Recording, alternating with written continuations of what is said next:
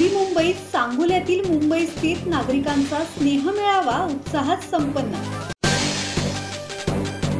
नवी मुंबईतील सिडको एक्झिबिशन सेंटरमध्ये सांगोल्यातील मुंबई स्थित नागरिकांचा स्नेहमेळावा आणि वारी आपल्या दारी संत तुकारामांचे समाज प्रबोधन घरोघरी हा उपक्रम मोठ्या उत्साहात साजरा करण्यात आला।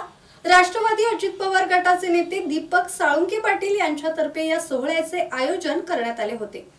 या मेळाव्याच्या निमित्ताने राष्ट्रवादी अजित पवार गटातर्फे सांगोल्यातून लढण्याचे स्पष्ट संकेत देण्यात आले असून शिवसेना शिंदे गटाचे विद्यमान आमदार शहाजी बापू पाटील यांची डोकेदुखी वाढली आहे। दीपक साळुंके पाटील यांच्याकडून जोरदार शक्ती प्रदर्शन करण्यात आले।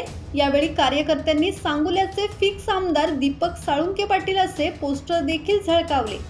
या मेळाव्याला मुंबई, ठाणे, रायगड, नवी मुंबईतील हजारो सांगोलाकरांनी मोठी गर्दी करत दीपक साळुंके पाटील यांना पाठिंबा दर्शवला।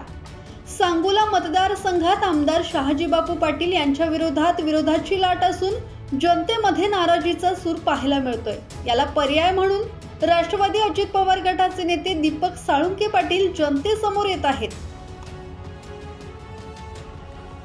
अमोल कांबळे, संवाद मराठी लाईव्ह, नवी मुंबई।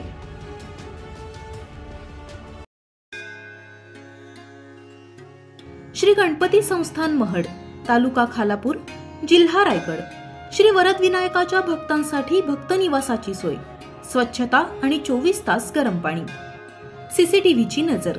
आगाऊ नोंदणीसाठी संपर्क करा 02192 26 69 12 72 76 47 38 54।